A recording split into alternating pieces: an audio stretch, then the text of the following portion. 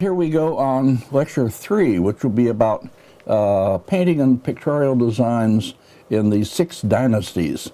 I have to begin with a note on nomenclature. Calling it the Six Dynasties is using a really old-fashioned name for this period, which represents the almost 4 centuries between the two great long-lasting dynasties, the Han, which ends in the early 3rd century, and the Tang, which begins in the early 7th. In the 3,000 Years book, which we use, it's called The Three Kingdoms, Two Jin and Northern and Southern Dynasties. Well, that's more accurate, but it's rather ponderous. And Thorpe and Vinograd, in their book, call it the Age of the Dharma. Dharma is the word for the Buddhist law. The period of division. They emphasize the rise of Buddhism and the lack of any single ruling power in North and South. Well, that's all right too, but again, rather ponderous. I'm going to use this old Six Dynasties period, old term, for convenience. Well, as I emphasized at the beginning of these lectures, you're going to have to get historical background mostly elsewhere. I will only make very brief remarks and maybe recommend readings. I'm not going to lecture at length on the intricacies and complexities of Six Dynasties power struggles, the rise and the fall of states.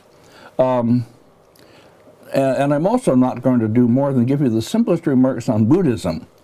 Now on the screen are two pictures of the Dunhuang caves at Dunhuang, a place in far northwest of China, from the Six Dynasties period. These are from the Thorpe and Vinograd book.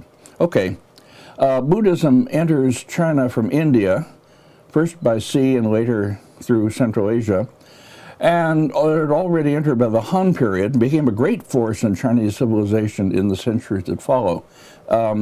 I myself was never strong in Buddhist art, and I won't show much of it in these lectures. I'm going to leave out completely, for instance, the wall paintings in the great Buddhist caves at Dunhuang, which are now on the screen, examples. This is a site, as I say, in the far northwest of China. Some of you will have been there. Well, these make up a lifetime pursuit for many scholars in the field, and although I've been there and I was as much impressed or overwhelmed by the wall paintings as anybody else, they don't fit into my present account of early painting, especially landscape painting in China. Also from Dunhuang, there are a great many portable paintings, on silk mostly, taken away by foreigners, now kept in museums in New Delhi and London, the British Museum, also in Paris, anyway. I'll show paintings that are associated with the Chan or Zen sect of Buddhism in the last lecture. The last lecture will be entirely devoted to that, in fact. But that's all we're going to do pretty much about Buddhism, with a very few exceptions. Now, will you put on a map, please, so I talk about a bit about the history of the Six Dynasties. I'll say only that there was more or less constant warfare going on in the north, and which was occupied, big regions of it, by non-Chinese people who came down, borderland people, came down from the north and the northeast. And the warfare and the occupation forced a lot of the Han Chinese, the native Chinese, down to the south. And they settled down in the Yangzi River, the Jiangnan region, especially around the city of Nanjing. And Nanjing became the major intellectual artistic center at this time. So now we go on to look again at the paintings and the pictorial designs from the Six Dynasties period that are found at other sites in Dunhuang. I'm also going to make some brief remarks on calligraphy in this period, although I'm not going to speak at length about calligraphy. It's one of the drawbacks of this course, you might say. And I'll talk a bit also on two major Six Dynasties texts on painting, the real beginnings of the great rich Chinese literature on our subject. There are really two notable developments in painting of this period. First, the appearance of important individual artists, and one of them, Gu Kaizhi by name, to whom several important early paintings are attributed. And secondly, the great development of painting theory, especially landscape painting theory in this period. Okay, now on to the paintings. I begin with two slides from the previous lecture to remind you of what we saw. These two pictures can serve also to represent the high points of Han painting and pictorial art, and to remind us of the beginnings of landscape representation in that period. We'll see landscape much advanced in the post-Han period in the lecture that follows now. Well, now we'll talk about designs representing the 7 worthies of the bamboo grove in a tomb near Nanjing. And here we see not the 7 worthies, but a similar tomb wall and a rubbing from it. I put this on just to show the material and the rubbing. I talked already about rubbings last time, so I don't need to do that again. This one represents an immortal, or a kind of Taoist fairy, playing with a dragon, pursuing a jade bee disc. Bee disc is a disc with a hole in it, which we see in the middle left here. And they're both pursuing it and dancing along, full of movement. Anyway, I'm putting this on, as I say, just to explain the material. It's made up of molded bricks, each of which has part of the design. It must have been a multiple copy production intended in order to justify making it in this way. The designs, that is, must have been repeated more or less in different tombs. And some of them, I think, are, as the excavators have said. Anyway, here is what Thorpe writes about the material and technique, quote from the Thorpe and Vinograd book. The technique employed required stamping the narrow edges of bricks into a master mold, so that when they were assembled in proper order, the larger composition took shape. The making of the master molds presumes drawing a full-scale cartoon that was transferred to the molds. The cartoon, in turn, must derive from an original design, whether conventional or from one of the famous painters of the period, end quote. Now, that, as I say, is put on just to show the material and how they're made. And the next, please. Now, this is one of 2 long wall designs from one of the tombs in Nanjing, and this one represents 4 of the 7 worthies of the bamboo grove. These large rubbings were exhibited in the Nanjing Museum when we visited it in 1973, and we made slides from these large rubbings. The 7 figures, the 7 worthies of the bamboo grove, were prominent figures in the cultural life of Nanjing, who withdrew into the forest or the bamboo grove to commune with each other and with nature, to drink wine, to escape from human society. They are well known from writing of the time, and they are known to have been depicted in paintings, by one of them by Kaizhi, an artist we'll speak of later. Here is then we see these 4 seen between trees, and they are more or less paired, but they're still individual figures. There's no real interaction between them. They're identified by names written between them, beside them. The trees are individualized by leafage, or different species of trees anyway. This is common in 6 dynasties. The basic motif of man under tree means man in nature, and this is a very fine example of it. Here's the other wall. The figure at the far left is named Rong Qiji, and he's actually an earlier figure who was added simply to fill out the space. They needed 8 of them for the 2 walls, but there are actually 7 sages of the bamboo grove. The next slide, please. Here is one of the figures named Shantal holding a wine cup, and on the ground beside him is the wine bowl from which he gets more wine when he's finished it. Seen, as I say, between the trees and sitting on a kind of mat. There's no real indication of further space in these, and not much indication of ground except what is established by placing the objects. And they have conventional props which are which identify the figures who are, as I say, well known in this time. The next, please. 2 figures from the from this long wall. The one on the right is named Ruanji. I'll speak of him in just a moment. And the one on the left somehow doesn't have a label. But at any rate, the figures are, as I say, not really, they're paired without really seeming to respond to each other. They're individualized, and set between the trees in a kind of convention. They sit very comfortably. Their clothes are loose. Some of them have musical instruments and are playing, and they convey the attributes that are associated with these famous men. Here's a close-up of Yuanji.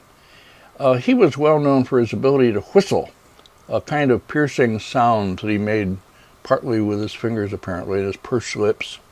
Daoism, about which I'll speak in a minute, Daoism was deeply concerned with the phenomena of sound, with sympathetic resonance, with people and things vibrating in harmony, mysterious harmony, although they're separated in space. This is the very symbol, perfect symbol of the Taoist idea of things somehow responding to each other in a way that is not physically cause and effect. Obviously, the Six Dynasties people didn't understand about resonating air pressure, and all the things that we do, or how sound is transmitted.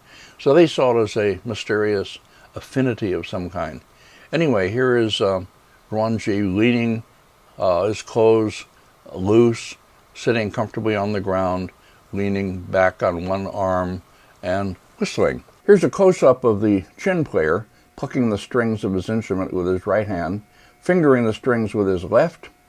We saw an actual chin, or zither, in the previous lecture, along with a group of tomb figurines playing them. Well, this is the time to talk a bit about Daoism, which is important to the rise of landscape and the writings on landscape in this period, which I'll talk about later. So keeping these images on, I'll speak a bit about Daoism. Daoism had arisen in the 5th to 4th century BC, that is in the late Zhou period, as an alternative to the human-centered systems of Confucianism and legalism. Daoism denied the value of everything that Confucius preached.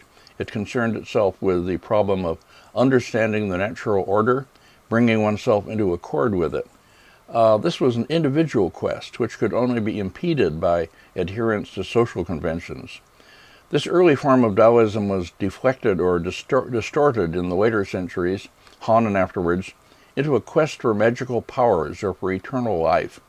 In the Six Dynasties period, another form called Neo-Daoism arose and took several directions. One of them was abstruse speculation, intellectualized commentaries on the early Taoist texts and so on.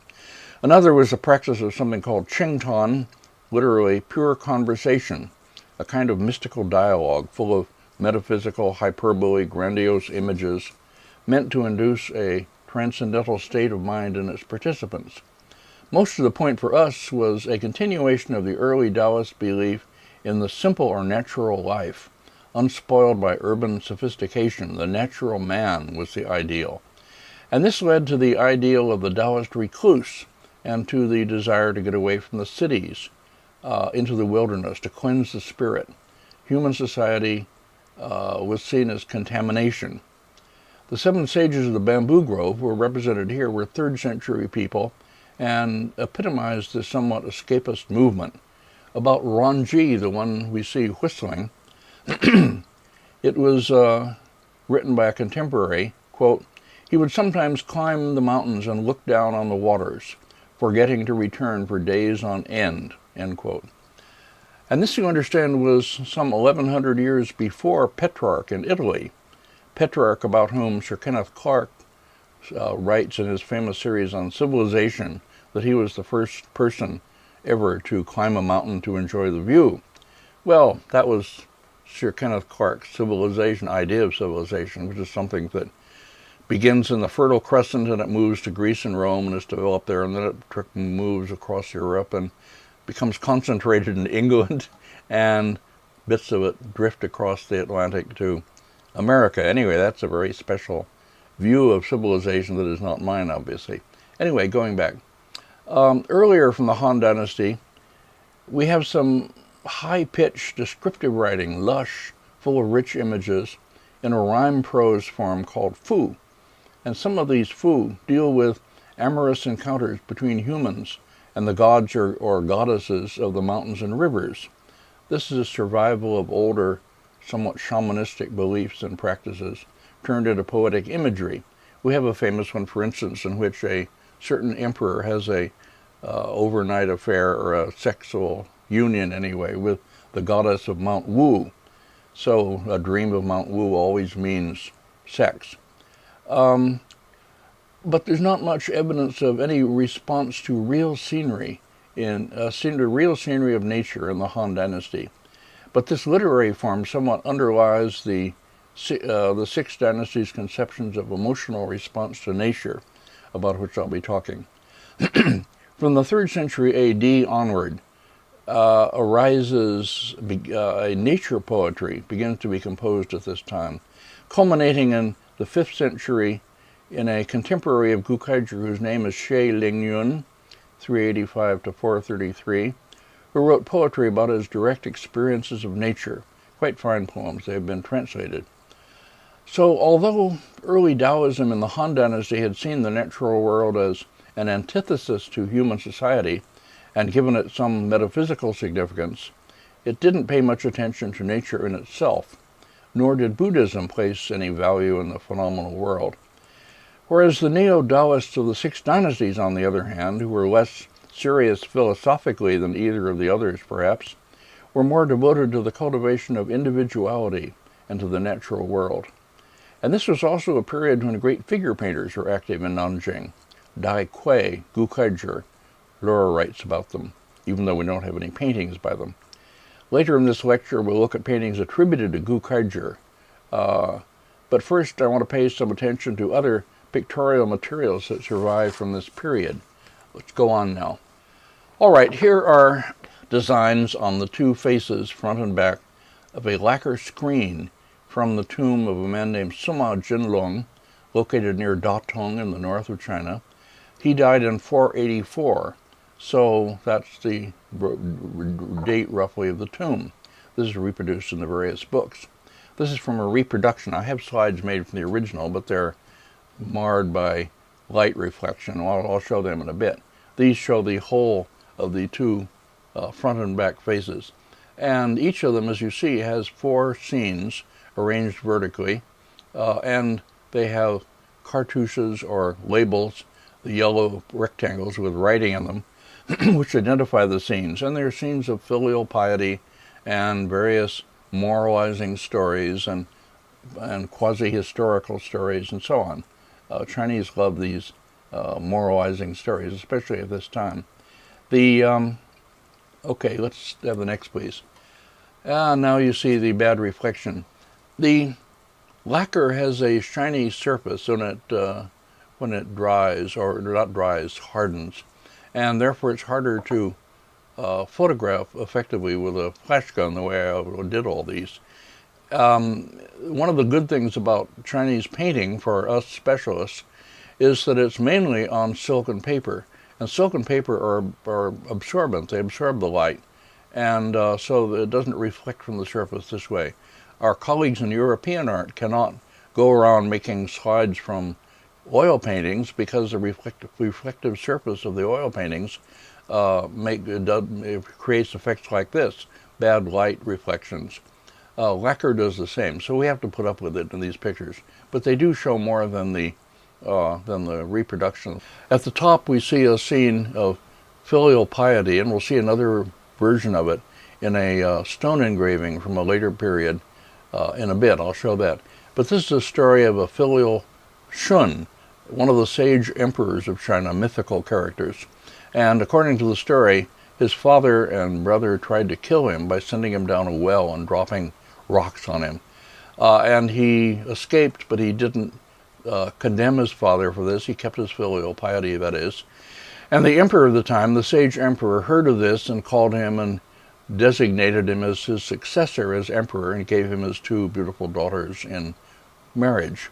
Then below that, a scene I don't recognize, women. And then below that, one I'll show, and I don't know what the story is, but we'll look at it. And then down at the bottom, one I don't have a slide of, representing the emperor riding in a palanquin and a court lady, Lady Ban by name, refusing to ride with him. We'll see this in a scroll attributed to Gukaizhi. She is invited by the emperor, that is, to ride with him in this palanquin, and she refuses on moral grounds. I'll speak about that when we come to it anyway. Okay, here is the scene of the next slide, the Filial Shun. Well, lacquer, as I said in the first lecture, is made from the sap of a bush, the lacquer bush, and when it hardens, it's extremely inert, and it can be colored with mineral pigments, black, brown, yellow, typically. Here, the additional painting has been done on the faces and elsewhere, I guess, in pigments that are more fugitive, that don't last as well, and the faces have come off and so forth. But basically, lacquer lasts very well. As you see, it has a certain volume. The lines are raised from the surface. And this is the story of the Filial Shun, whose father tries to kill him, and who eventually becomes one of the sage emperors of China. This image of the female figure, with the heavy robes occupying all the volume, and no sense of body beneath, and with ribbons fluttering behind them to give a sense of motion to the image, is one that we'll see quite a few times in this lecture. It's very common in the Six Dynasties period, that is. Here's another scene, which I don't know what the story is, but someone named Lu something, and a woman, beautiful woman, dancing in front of him, tempting him perhaps, and he resists the temptation, and therefore he's virtuous, some such story. The story is told in this panel on the left, written in this yellow rectangle. Okay, so much for that. Now we go on, next slide please, to talk about the Dongxian tiles. These are bricks or tiles that are molded, and most of them painted also, as we'll see in another one, that are found in a tomb at a place called Dongxian in Hunan province, also in the north, and they belong to the 6th century AD. In size, they are about 38 centimeters in length and about 19 centimeters in height. There are 34 different designs of them in the tomb, and they have relief designs, some of them with color added by hand. These are talked about, and some of them represented in the catalog by James Watt of art from the Metropolitan Museum catalog of art from the Han to the Six Dynasties. I'll have that on my reading list. To the Tang, rather. Okay, this is a rubbing from one of them, with a running horse and 2 grooms. As we'll see throughout this lecture, the effective movement and of swift movement is a basic desideratum for Six Dynasties artists. They achieve it in various ways. Here it's real movement, a real horse cantering along, or galloping, well, whatever it is, and two grooms running beside it, one of them holding its halter, and the various ribbons and the horse's tail and so on streaming behind. Another of the Dongxian painted tiles features a design showing a serpent copulating with a tortoise. These belong to an old Chinese creation myth. Movement here is rather in the long, curving lines of the serpent and the highly activated plant forms at both sides. This is another of the Dongxian tiles, and this one, a slide from the original, which is painted in mineral colors, which have been pretty well preserved. And this one is an outdoor scene, and at the left is a Taoist immortal, or a kind of fairy again, who is seated on the shore of a lake. You can see the lake shore and down below him, undulating line, and darker. And then a tree behind him, which shows he's outdoors. This is a symbol of man outdoors, as I say. And he's playing a musical instrument called the sheng, which is a kind of mouth organ. You can still find them and hear them played. They're still practiced, that is. Vertical pipes, and you finger them and play chords mainly. Tunes, I guess you can. At any rate, he is doing it to with some mysterious music to conjure up a phoenix, magical bird that appears before him, having swooped down from the clouds. And again, you see the tail and everything, wings streaming out behind him, behind it, that is. And then over on the right is another Taoist, a female Taoist of some kind, holding some kind of scepter or wand, like a brush. And then up above you see clouds scudding, indicating the outdoor scene, but also movement again, and what probably is intended for distant hills in the far upper right. Anyway, an outdoor scene with all the elements that make up the scene. Here another one that's painted in bright pigments. This is the story of the filial Guo Chu, who spends all the money he has in order to bury his father after his father dies. And as he is digging his father's grave, he finds a pot of gold that's been put there by his good fairy to reward him for his virtue. And the good fairy appears over on the right, another of these female images with streaming ribbons and so forth, as if sort of in fast movement. We'll see this scene also in the stone engraving. No, maybe not. Okay, anyway. The carver of the mold, as you see, has not allowed for the reversal of the design from the mold to the printed or the molded brick, and so the characters are backwards. Okay, then we go on to more important works, which are the great, well, often reproduced, very much discussed, stone sarcophagus slabs in the Nelson Gallery in Kansas City, representing scenes of filial piety. These were found near Luoyang in the north and belong to the early 6th century, or at least so most people believe. This is a rubbing from one of the two long slabs of the sarcophagus. The end panels are less interesting, and they are engraved with scenes of filial piety. We also have on the screen the right 1/3 of this, with one of the stories, which I'll talk about in a bit. Each of the long slabs contains 3 scenes, each of which pictures 2 episodes of the story, or most of them do at least, and I'll show them and talk about that. Paragons of filial piety and other paragons that are in the stories that are represented are identified in cartouches or labels hanging down from the top, as you see. Each of the slabs is about 2¼ meters long, about 64 centimeters high, and they're engraved, as I say, in polished stone. Probably they're based on paintings. Almost certainly they're based on paintings.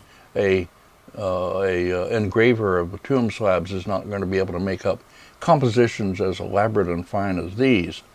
Soper, Alexander Soper, who writes about them, I'll talk in a minute about that, Soper guesses that they probably were based on paintings brought from the south, rather than by some local artist in the north. They came, as I say, from a tomb near Luoyang, which also contained an inscription, a funeral elegy, dated to 522.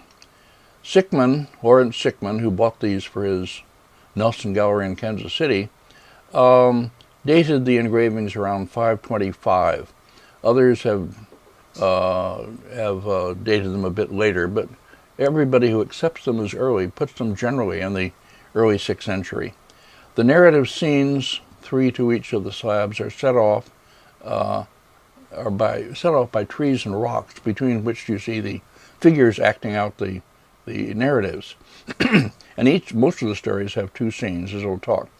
And cloud scrolls are used for decorative borders. Now these scenes and the Nelson Gallery sarcophagus generally have a special importance for the development of our field of Chinese art studies. Alexander Soper, an important pioneer scholar in the field, I talked about in the first lecture, published 2 articles in Art Bulletin, the journal, Art Historian's Journal Art Bulletin, in 1941 and 1958, defending them as early works against the doubts that had been expressed of them by his teacher, George Rowley. George Rowley, professor at Princeton University. And Soper's articles, arguing for the earliness and importance of these works, are among the earliest art historically high-level writings on Chinese pictorial art that we have. I used to have my students read them regularly. I made them available to them. Well, I should say there's still some controversy about the dating of these. There's still people who believe or who question the earliness and the authenticity of them and think that they are modern forgeries made up in modern times, in other words. But most people now accept them as early as I do, and I'll speak about them as works of the early 6th century. Okay, here is the scene at the right of that, representing the scene of the Filial Yuan Ku, and he is seen. There are two episodes on the right and left, seen between rocks and trees. In the one on the right, the Yuan Ku's father and the young Yuan Ku are burying the old man, his grandfather, on a litter.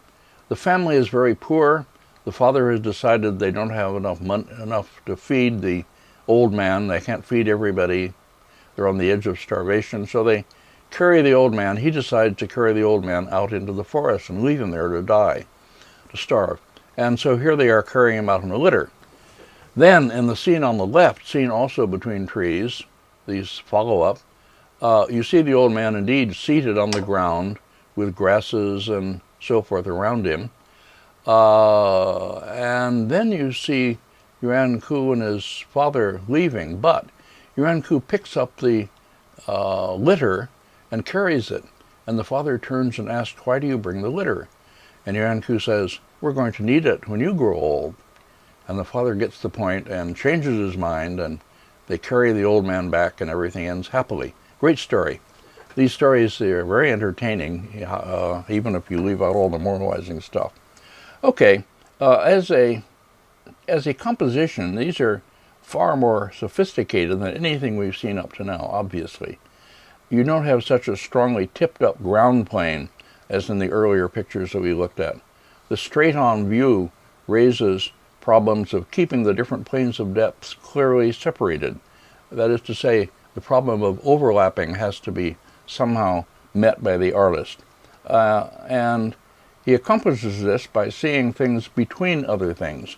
You're looking between trees, a figure is seen between two trees, or the whole scene is located between rocks rising near the foreground. The tall trees, some of which come from near the bottom of the composition, serve as what we used to call repoussoir, a French term that means pushing back. And indeed, they push back the things that are seen between them. And then we have backup rocks in middle distance, seen behind the old man on the litter here, for instance. And the backup rocks and the foreground rocks and trees, anyway, all establish what the old term is space cell. I use that in relation to a painting at Ma Wang Dui. That is, you establish a cell of space by enclosing it with various objects.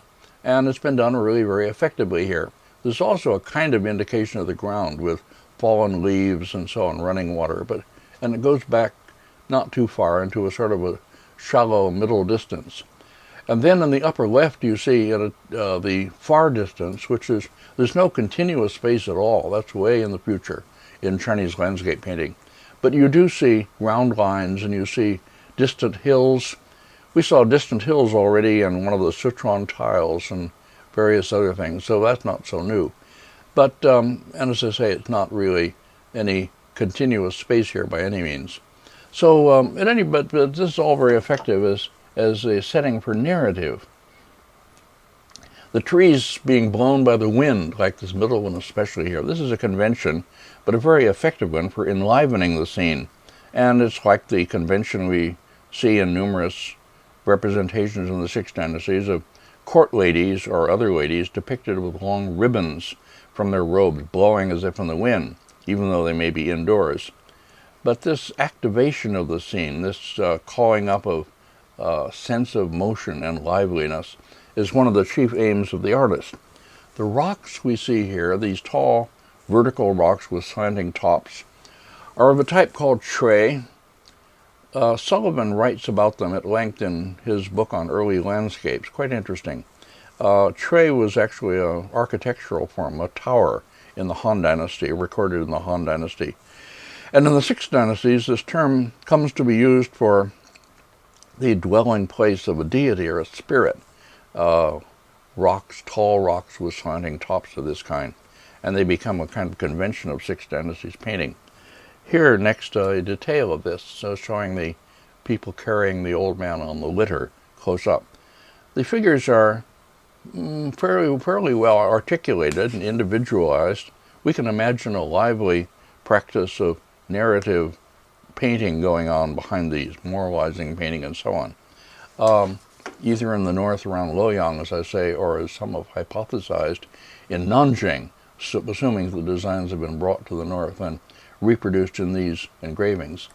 Now, in the other end of this long slab, we see the scene of the Filial Shun, the legendary emperor, and his father, as I say, and his younger brother send him down a well and drop stones and earth on him. We see this in the left section here between the trees in the far group. And then in the foreground, you see Shun escaping. He makes his way through some underground passage to another well and climbs out and somehow escapes being killed. This is a well with a rectangular top.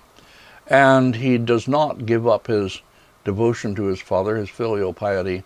And the emperor of the time, hearing this, rewards him by calling him to a meeting and designating him as his successor, the next virtuous emperor, and also gives him his two beautiful daughters in marriage.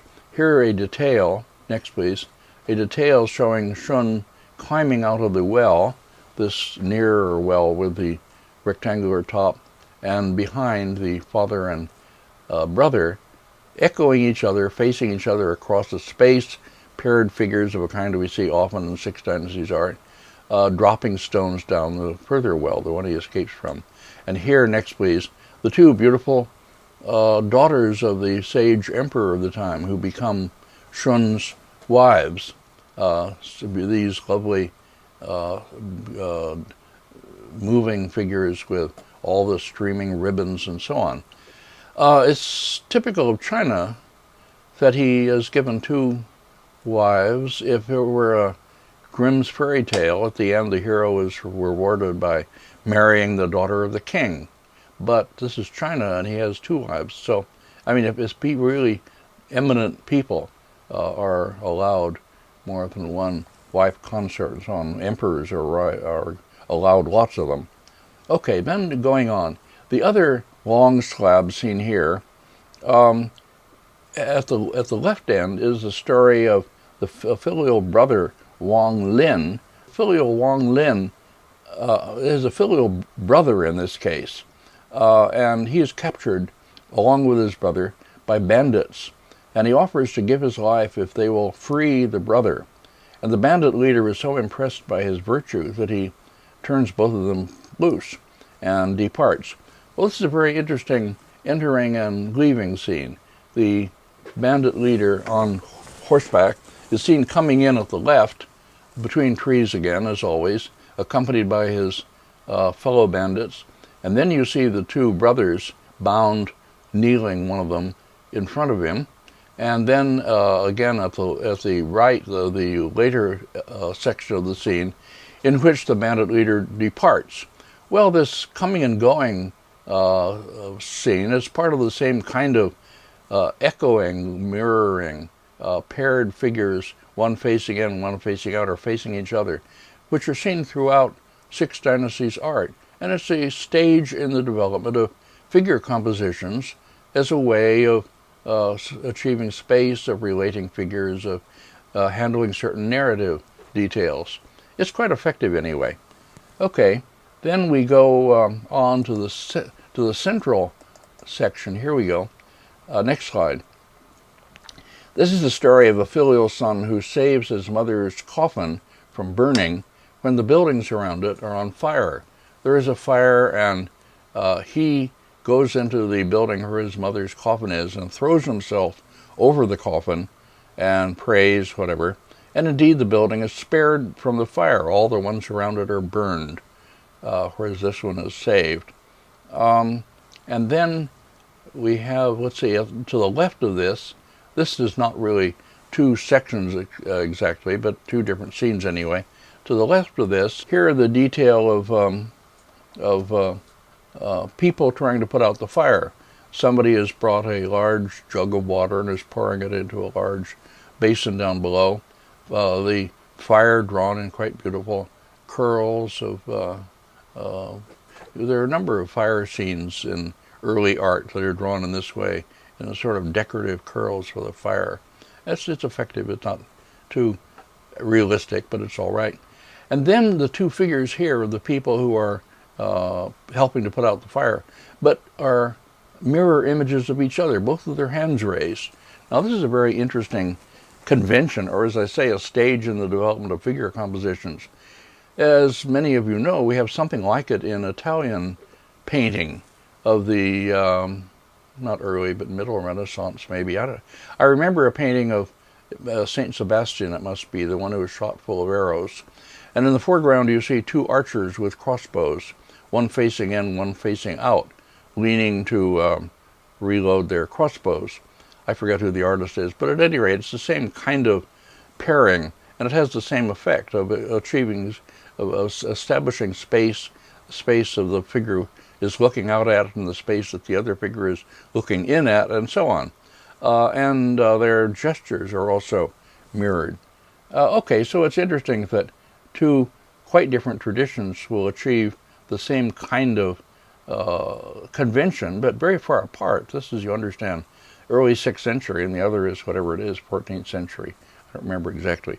Okay, next is a scene of the Filial Dongyong. I'm not quite clear what the story is here, but it's another of the filial piety scenes, and I can't remember quite the story, didn't look it up. At the left, the carrying the old man in a cart, and the Filial Dongyong looking back and gesturing, and then later you see him confronted by another fairy who's going to reward him for his good deeds in some way. And again, quite beautifully drawn trees and clouds and tall rocks and space cells in which the figures are set. When I talked about the art historical concept of the space cell in the previous lecture and in this one, I failed to note, as I should have, that it was Bachofer who formulated this concept through his analysis of early Chinese pictorial designs, and who first used the term. He had studied in Munich with the great pioneer art historian Wolflin, and was attempting with considerable success, I think, to work out a style periodization of the same kind for early Chinese pictorial art. This was an entirely valid project for which Bachofer deserves a lot of credit. Instead, he was criticized by sinologists because he didn't read Chinese, and later by politically driven critics, whom I referred to in the first lecture, who charged him and others with wrongly imposing art historical patterns derived from Western art history onto the Chinese materials. This is, I think, entirely wrong-headed. Bachofer and Luo and Soper and others were not imposing, they were observing and describing, enabled by their training in the much more developed field of Western art history to recognize visual phenomena that others couldn't recognize. And in doing this, they made important contributions to the field. Luo's triumph in defining the earliest styles of Chinese bronze decor, before archaeology proved him right, at a time when all his book-reading opponents had it wrong, has now come to be generally recognized. There's a recent book on it by Robert Bagley, who teaches at Princeton, and like myself is a Luo student. Bachofer's contributions, I think, should be recognized as well. Down in the foreground, two deer. Here, a detail, next please, of the deer. One can imagine a supple, naturalistic kind of painting behind this. Nothing primitive at all anymore. This is quite sophisticated and lovely. Almost, well, to the point where some people doubt the authenticity of it. I'm inclined to think it's a very fine work of the early 6th century anyway. Now we go on to talk about a few other things before we come to the great hand scroll composition that I'll talk about. Here are two stone slabs, stelae, Buddhist stelae, S-T-E-L-A-E, the plural, I think, of stela, with landscape designs in relief carved on the back of them. These are from the early 6th century. They were found near Chengdu in Sichuan in the southwest, yeah. Again, they're in the book, the catalog by James Watt. But there are a number of these with dates on them. The inscriptions on the other side are sometimes dated, which means that we have datable representations of landscape with Buddhist scenes, Buddhist narratives going on in them, like these two. Well, I used to talk about them along with landscape elements in the wall paintings at Dunang, the great Buddhist wall paintings in the far northwest of China, in order to talk about the gradual conquest of large-scale landscape scenes, the conquest of space from additive kinds of this kind, as you see here, in which the shapes of the peaks are defined and then the trees and other figures and so on are drawn within them for the narrative elements, to more unified spacious schemes. All right, up above you see of this one, you see a scene which has something like the Chinese version of perspective. They experimented with something like Western perspective during this period, and you see that in paradise scenes at Dunhuang and so on. This is a big subject for other people, but not for me anyway. Well, okay, these stelae are interesting and important, and as I say, they've been used as datable examples of landscape imagery. The type here with the images, the figures, and other things set against the outlines of the hills are like, well, they're like the Han tile that we saw representing a salt mine, in which the figures and trees were set against the outlines of the hills similarly. Well, the use of these, as I say, as datable examples of landscape is very much worth doing. I used to lecture on this some and show Buddhist things, and art historians attempted it in fairly early time. Bachofer and Luo especially both made good tries at setting up the development of landscape space and so on. Luo not so much in his book, but in his lectures. Ludwig Bachofer is someone I didn't speak of last time when I talked about major figures in the generation before me in Chinese painting studies. I should have. He was Luo's teacher.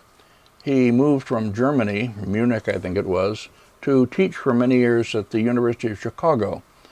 And he had distinguished pupils, including, among them, outstanding, Harry, or Father Harry van der Stappen, Jesuit priest who taught.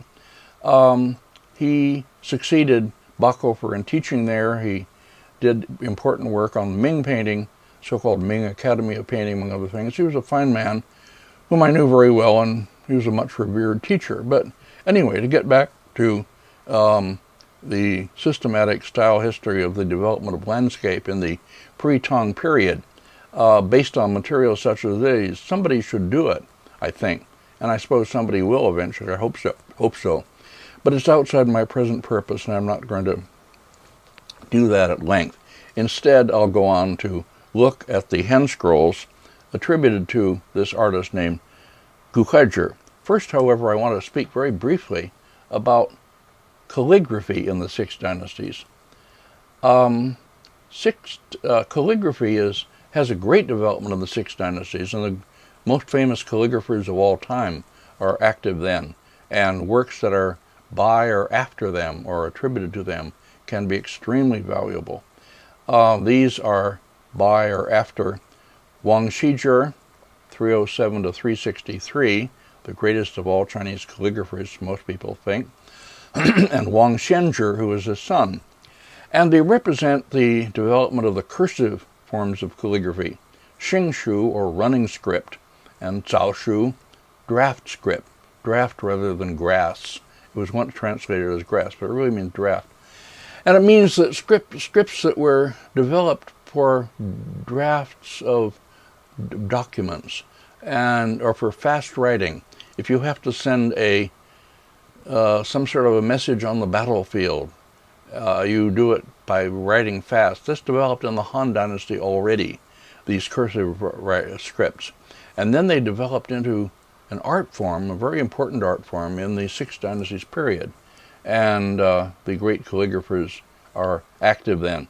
Well, this is an important part of Chinese art history. There's very good scholarly writing on this subject by Wen Fong, Dick Barnhart, very strongly, and others, Fushan, others. It's not a subject on which I myself have ever published anything. I'm not good on calligraphy, and I won't do anything more than call your attention to it here and maybe a few points later in my lectures. The one here by attributed to Wang Shenzhi, we have a label on the side and seals. So I'll talk about all those things later. And then an inscription written later by somebody at the left. Okay. Now we come to the first of the hand scrolls, we'll see, and to the first painting we've looked at that has a name attached to it. This is by, this is attributed to Gu Kaizhi. It's the first painting we've seen that isn't devoted to landscape also, although it has a mountain in it. It's mostly figure painting, and definitely Confucian in nature, not Taoist. But I'll spend some time with it because it's an extremely important painting and a very beautiful painting. It's the painting called The Admonitions to the Court Ladies, a hand scroll in the British Museum in London. As I say, this is first work we've seen with an artist's name attached to it, but it's only an attribution, which means that his name is attached to it, but it doesn't mean that it's by him. Very definitely not by Gu Kaizhi, in my view. Chinese collectors wanted big names. They had little patience with anonymous works, unless they're very old and fine, and even then they preferred to have names attached to them. C.C. Wang, my good friend, who I talked about quite a lot in the first lecture, major Chinese connoisseur in the tradition of connoisseurship. C.C. Wang used to argue that a great painting had to be by a great master, and therefore he wanted his paintings with names attached to them. Max Lohr tries to associate early works that he reproduces and discusses with the names of great early masters of that time. Does this in ways that go beyond anything that I would do. I don't believe that much in attaching names to early paintings as he did. But in fact, most of what we have from the early period is essentially anonymous. The first paintings we're going to see with really reliable signatures on them, so we can say this is by so-and-so, are from much later, the 11th century, largely. There may be one or two before that we can attach to particular artists, but not much. So I will use the names, but I'll continually caution against taking them as real indicators of the actual authorship of the painting, which they are not. Talking now about the hand scroll form. This is the horizontal scroll, called hand scroll, shoujuan in Chinese, and it is called that because you look at it with your hands. It's kept rolled up except when it's actually looked at. Hand scrolls are typically anywhere from 8 or 9 inches up to a foot and 18 inches even high, but that sort of range. And they are made so that you can look at them on a table in front of you. And you unroll them from right to left, holding, you expose as much as you can hold easily between your outstretched hands at one time. Maybe 3 feet, whatever it is, however long your arms are. Anyway, and then you look, as I say, look at them on the table, and you go from the right end to the left end, reading them like over time, in a form that could be used in various ways, as you can imagine. Very good for narratives, very good later for continuous landscapes, and so on. Okay, anyway, the hand scroll form, and here we see the beginning of one, this very famous one, attributed to Gu Kaizhi in the British Museum. Gu Kaizhi was born around 345 and died around 406 in the early 5th century, that is. This Admonitions to the Court Ladies in the British Museum is a scroll that was originally in the Palace Collection in Beijing, in the Imperial Garden probably, or somewhere in one of the buildings there, and was looted from the from the Manchu Palace during the Boxer Rebellion around 1900, when the British troops were in the palace and rampaged through the imperial gardens and carried off all kinds of things. Eventually, the scroll was brought to the British Museum and sold to them in 1903, and it's been a treasure in the British Museum ever since. The text for the Admonitions to the court ladies was composed in AD 292 by a Confucian scholar official named Zhang Hua. It's a didactic text offering advice on deportment and conduct to the palace ladies. There are more historical implications of it, which I'm not going into here. Not relevant, really. Now, there have been all kinds of studies of this and accounts of what's happening in it and so on. One of the earliest of them, and still one of the best really, is by Arthur Waley. Arthur Waley, the great translator of Tang poetry, of Lady Murasaki, the Genji Monogatari, translator of early philosophical text, Zhuangzi, Lei, so on. Marvelous scholar. Never went to China. That's another story. Lived near the British Museum. Rode his bicycle around London. I visited him in his last years in his upstairs apartment near the British Museum. Spent a very fascinating afternoon talking with him over his had a little stove there. Anyway, that's another story. He published a book in 1923, which was a really important early attempt at writing a kind of history of Chinese painting. He didn't have much available at that time, but he did the best he could with what he had. It's called An Introduction to the Study of Chinese Painting, and it's still worth attention. I'll use his names for the subjects and use his translations of the text as we go along. Now, the attribution of the painting to Gu Kaizhi is not really all that early. The earliest text that ascribes the painting to him is from the early 12th century. So the attribution is not by any means reliable. There's a lot of controversy about the dating. I'll speak a bit later about a symposium that was held just about this painting in 2001, 8 years ago. And I'll speak about that after we look at the painting some. Let's look at the painting now. It's on silk, it's in line and color, and it's very much damaged, but well preserved for a painting so old. This, I guess, was made before a later restoration. It doesn't look quite so damaged now. Now, I have two kinds of slides in our departmental collection at Berkeley. One was made by somebody who doesn't pay any attention to the scenes, but simply shows one section after another, sometimes breaking up the narrative scenes right in the middle. And another set which is more careful in showing the individual scenes. I will use both. Let me just say a thing before we go on about the seals seen here. These are the rectangles and squares in red impressed on the painting. As most of you know, the seals are cut in soft stone, or sometimes in jade, but mostly in soft stone today, and in reverse, of course, and then you pat it against a pad that is inked or charged with a red pigment in oil, cinnabar, and then you impress it on the painting, and they are indications of ownership, or sometimes people who saw the painting. But Chinese connoisseurs pay a lot of attention to these, and they don't block their appreciation of the painting as much as they might for us, until you become used to them at least. The big seals tend to be by emperors. Connoisseurs and collectors, particularly the good ones, put their seals on the mounting, or if on the painting, very small. Here, if I could spend an hour talking about the seals here, a 16th century collector, famous, named Shang Yuanbian, Shang Maolin, his seals are here.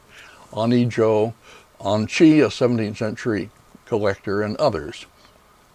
And the emperor Huizong, I'll talk about him because you have a piece of calligraphy by him at the end. Two of his seals are here, Zheng He and Xuan He, anyway.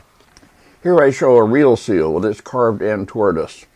An impression made from it at the right, and at the left a covered dish with a pad of seal pigment in it, on which the seal is patted so as to coat its surface with evenly with the pigment, and then you impress it on paper or silk. Okay, at the first scene, we see the Lady Feng defending the Emperor Han Yuandi of the Han Dynasty, that is, from a bear that had escaped from the imperial zoo. You see her and the bear and 2 guards. The bear is not all that big and fierce, and the 2 guards are fending it off with spears. But the lady has interposed herself, Lady Feng, between the bear and the emperor, and supposedly saved his life, which is her virtuous act. Then we have the scene in which the Lady Ban declines to ride with another Han emperor in his imperial palanquin, lest she should distract his thoughts from affairs of state. Well, here in the section where we see the palanquin on the lady, we see that he is actually riding already with another woman sitting beside him. So he's not all that lonely, and he's not all that deprived if she won't ride with him. Anyway, she, as I say, on moral grounds, won't be seen riding with him in the chariot. The 4 bearers of the chariot, large figures, look almost like they're dancing, carrying it along. But at any rate, the chariot itself is drawn so that to make space for the 2 figures in it. The canopy over the chariot is held up by poles stretching up from the base of the chariot, and one of these, the one on the upper left that stretches up to the near corner, doesn't really attach to the corner. It's sort of misattached, going to the wrong place. A paper by a scholar named Chunbao Jun, which I'll talk about later, points out places like this in the scroll where a copyist seems to have misunderstood some representational point in it, and maybe copied it slightly wrong. I'll talk about that a little later as we go on. I just pointed it out here. Now, the next section, the text reads, "In nature there is nothing high which is not soon brought low. When the sun has reached its noon, it begins to sink. When the moon is full, it begins to wane." And in the next please, the whole scene, you see an archer kneeling at the left, shooting at an arrow at a tiger, which you can see here in the upper right of the mountain. Rather hard to see, but there it is. And this is a rather simple rendering of the idea that everything high will be brought low. He is shooting the tiger down, so to speak. The motif of an archer shooting at a tiger on a mountain is much older than Gukager. It appears as seen here on one of the stamped pictorial tomb tiles from the Han Dynasty. The archer seated on the left mountain in each scene, aiming his crossbow at the tiger, seen near the top of the right peak. The extreme disproportion in sizes of the scene persists in the image in the Admonitions scroll. Now we go back to that. Here again you have a representation that seems to illustrate the words rather than making a picture that really renders the moral message of the talk. Okay, up above you have the sun and the moon, and then you have 2 partridges, birds, at the upper left of the mountain. Now a detail of the mountain itself. This mountain has been used very properly as an early example of landscape in the days when we didn't have nearly as much as we do now to talk about early landscape. So people would discuss this and discuss the probable date of it. Michael Sullivan had an article in which he dated it maybe as late as the 11th century because certain conventions of representing foliage where he thought didn't turn up until then. Anyway, here we see the mountain drawn in repeated outlines, generally repeated, showing the various peaks and the folds of the slopes of the mountain, and some shading of color or washes from one to the next. This is indeed a very early form of the landscape, and it worked quite well. There's one flat section down here, a kind of plateau, and as I say, two partridges, one in flight, seen here, and the tiger. Next, please. Okay, the next text says, "Men and women know how to adorn their persons, but few know how to embellish their souls. And the picture shows ladies who are adorning their persons. Again, it's more literal illustrations of the words than a picture that really embodies the moral message. Well, it shows two women, both of them looking into mirrors. The one to the right and closer to us is we see her actually with her reflection in the mirror. The next, here's a detail of that. You see her reflection in the mirror. Chinese mirrors, which still survive in many, many examples, were made of bronze, but in such a way that they had, when they were new and polished, had very fine reflecting surfaces, supposed to be as good as our mirrors with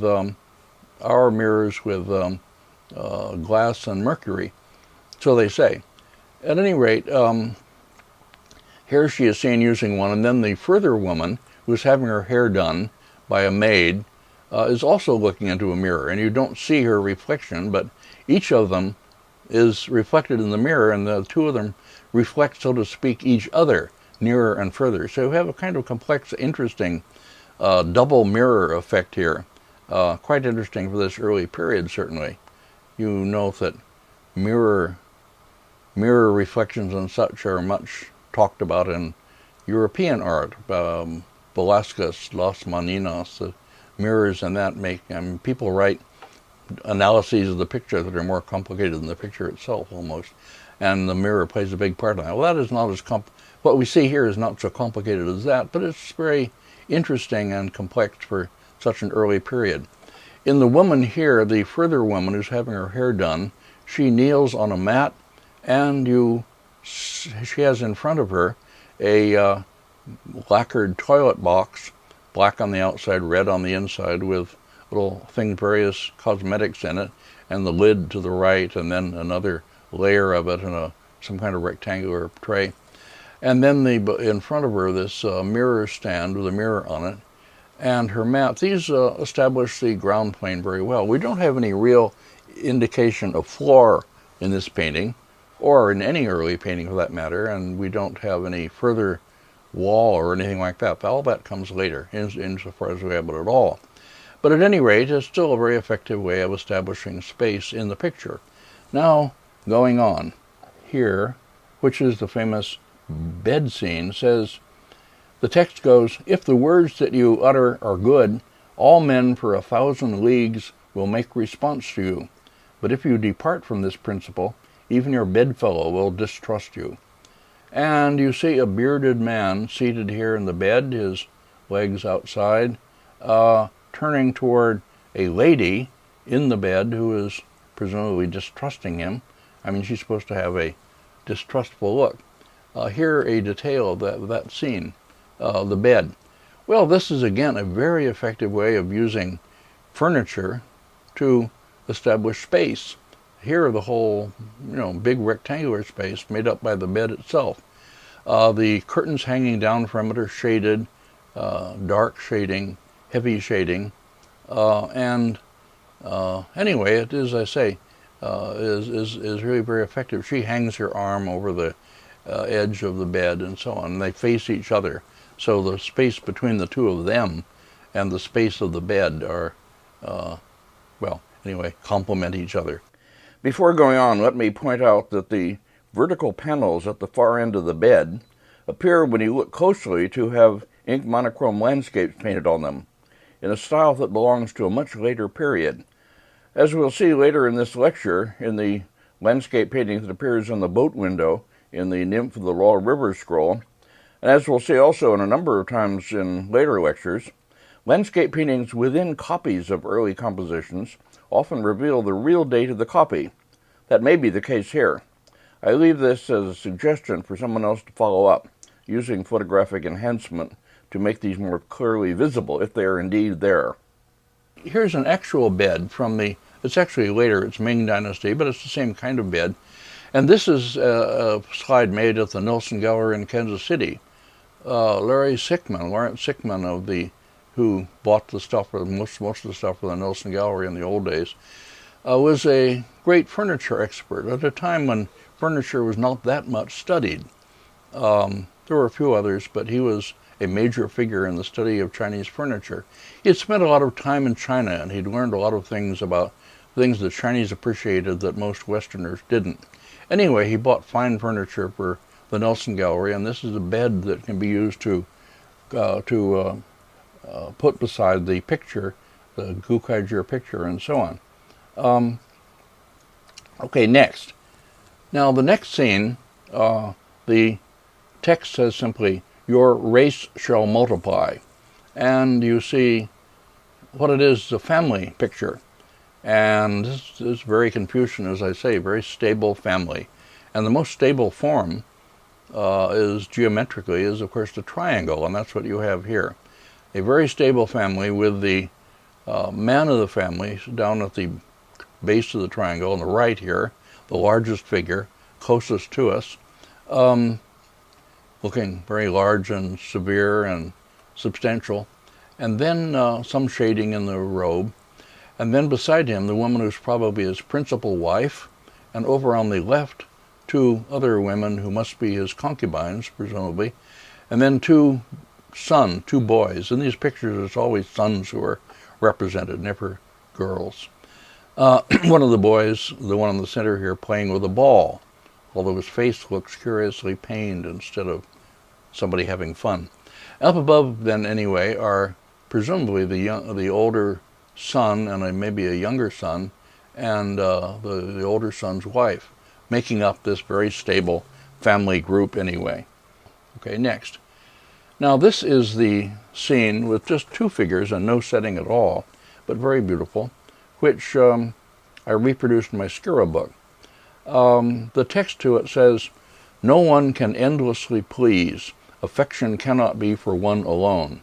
If it be so, it will one day end in disgust." This seems an odd kind of moral admonition to us with the way we favor, at least in principle, long-lasting marital alliances. But this, after all, is about attachments within the court, not on the outside society, where monogamy is encouraged, but although not as much in China as here. But at any rate, in the case of the emperor, you didn't want really anything monogamous. If he became attached to one of his consorts as against the others, this could be a real problem. We'll talk later in the Tang Dynasty about an emperor who becomes too infatuated with his consort, Yang Guifei, and this leads to the downfall of the state, practically. Anyway, it was the emperor was supposed to have lots of consorts and to give them equal favor, or more or less equal favor. So here you see this man, presumably the emperor, and one of his consorts moving toward him. He meanwhile turns away from her. It's quite expressive, the 2 figures, and he gestures with his hand in a way that seems to hold her off. Faces are inexpressive, that's standard. The woman, on the other hand, seeming to move toward him with these trailing ribbons and so on. A very effective, very beautiful scene. As I say, the scene that I had in my Skira book. Now, the next section, this is the last section of the scroll. And at the right of it, you see a lady kneeling in a pose of, well, it would be calm respect, because the text that it illustrates says, "Fulfill your duties calmly and respectfully." This is the end, that is, of the admonitions proper to the court ladies. And then here she is with these trailing ribbons fluttering up in the air as if wind blown and so forth, all we've seen. A very fine kneeling figure. Then here at the end of the scroll, the text says, you see a lady writing on a tablet, which she is holding, and then 2 court ladies in front of her. And the text says, "Thus has the instructress, charged with the duty of admonition, thought good to speak to the ladies of the harem." Okay, so that ends the text and ends the painting. Over here at the far left, you see what's meant to be a signature, but it's probably added later. It says Gukaijia Hua, painted by Gukaijia, but that can't be right. And then lots of famous seals of famous people, emperors and others. And this is the actual end of the scroll. Now, okay, here are the 2 ladies facing each other in a way we've seen, paired in the standard way, All of this we're very familiar with by now. Now here, in the next slide, is the end of the scroll and what comes after it. After the hand scroll, after the painting proper, come some stretches of mounting brocade, 2 sections of pale blue-green and 1 of yellow. And then comes the first of whatever series of inscriptions mounted after the scroll called colophons. Now we use the term colophon, well, you use it in books to indicate what is not part of the book but is separate. For instance, you have a publisher's colophon that tells you at the beginning when the book was published and how many copies and all that. And sometimes you have at the end a colophon that tells who the designer was and what the typeface was and things like that. Colophons, separate from the book proper, but included in the book. Now, on scroll paintings, we use the term colophons for inscriptions that are mounted after the painting, separate from it, but pertaining to it, of course. And they tend to be poems that somehow harmonize with the subject of the painting, or written by people who see it and write these colophons, or sometimes they are appreciations of the painting. We have long, interesting colophons for most famous hand scroll paintings. So at any rate, then also you have a lot of seals. Here in the upper part of the center of this section is a seal reading Junyu Zhongbi, meaning to be treasured among the myriad jades. And it's the seal of a 12th century Emperor Zhongzong, a Jin emperor anyway, and various seals of famous people.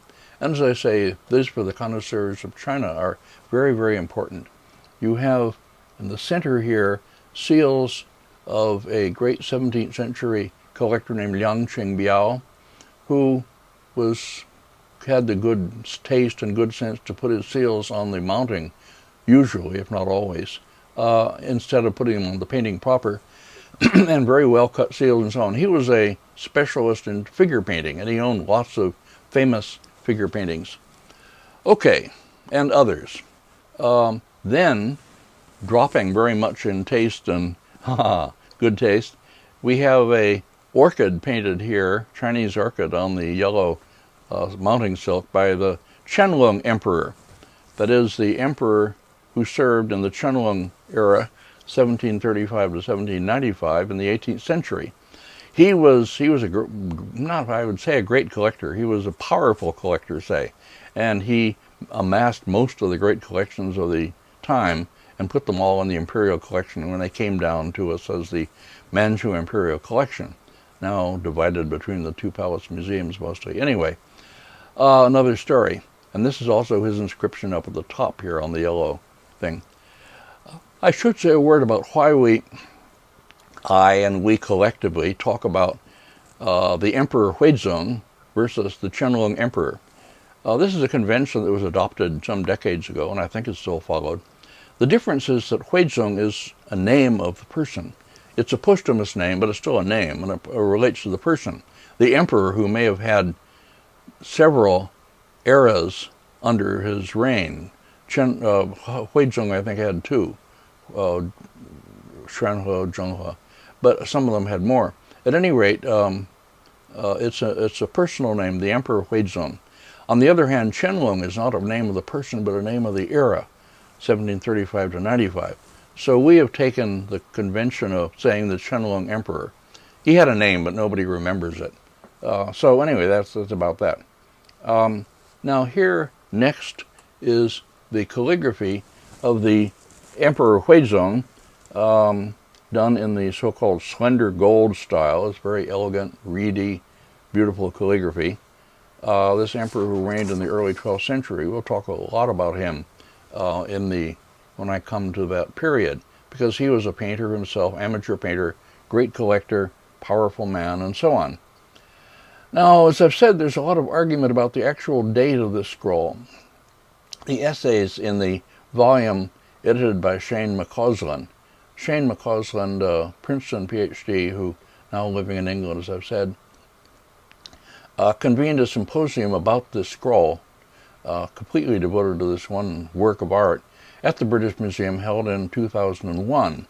and then published a book of the papers from that symposium in 2003. Important book with a lot of very important scholarship in it.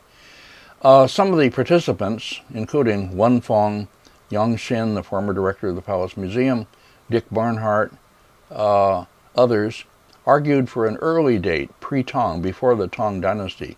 Some are even saying, why don't we say it's by Gu Kaizhi and be done with it? On the other hand, a paper by Chun Bao-jun argued in another direction. Chun Bao-jun she was a Princeton PhD originally.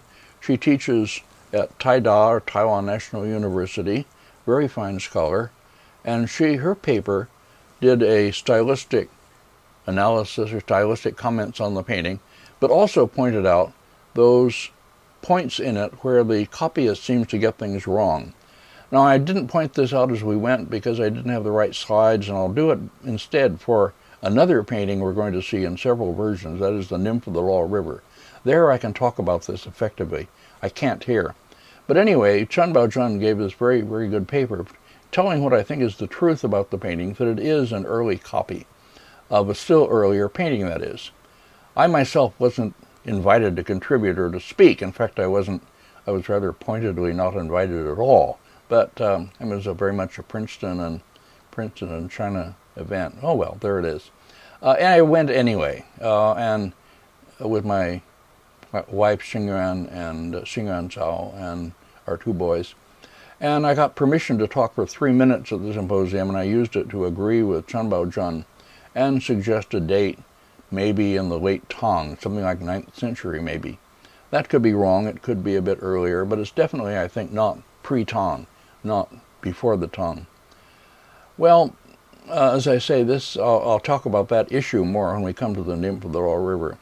I should say here before going on that there's another fine and important but unexciting hand scroll attributed to Gu Kaizhi in the Palace Museum in Beijing, titled the Lienu Zhuan, is the text, or the Wise and Benevolent Women, or famous women, more loosely. A hand scroll, and that's reproduced, a section of it in the 3,000 Years book discussed by Wu Hong and so on. I'm going to show details from this scroll without commenting on them while I talk about an important text of this period. Well, this is a good place to introduce and to explain briefly the so-called 6 laws, or liu fa, or 6 canons, or 6 principles, however one wants to render the term fa, contained anyway in the introductory section of a text called the Gu Huapin Lu, Classification of Old Painters, by a writer named Xie He, who was active around 500 to 535. Xie He gives critical comments on painters active before his time, grades them, talks about their styles and so on. But he precedes these sections on individual artists with an introductory section giving his 6 criteria of judgment, the liu fa. A good discussion of these is in Susan Bush and Shouyan Shi, the Early Chinese Texts on Painting, a book that I introduced in the first lecture, a very important book, pages 10 to 15 on the liu fa. It's good, except that Susan Bush ends up accepting a reading of the 6 laws proposed by a scholar named William Acker, which I think was wrong.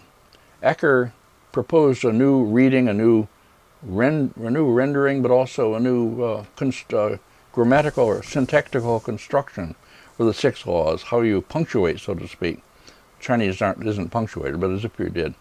Well, at any rate, on this matter, my reasons for thinking that Acker is wrong and my arguments for what the 6 laws really mean, you can see my website, jamescahill.info, and CLP, Chinese Lecture, Cahill Lectures and Paintings.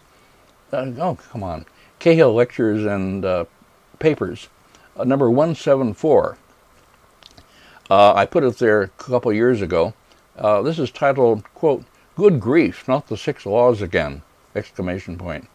And this facetious title was meant to suggest this would be my last word on the subject, but obviously it wasn't. Here I am still talking about them, probably go on till the end of myself anyway. There I cite several major sinologists who, and their versions of the six laws, who agree basically with my construction of them, my idea about the syntax of them at least. And they include such important people as Edward Schaeffer, and Peter Budberg even. So if you're interested in the six laws, go there and find it and read it.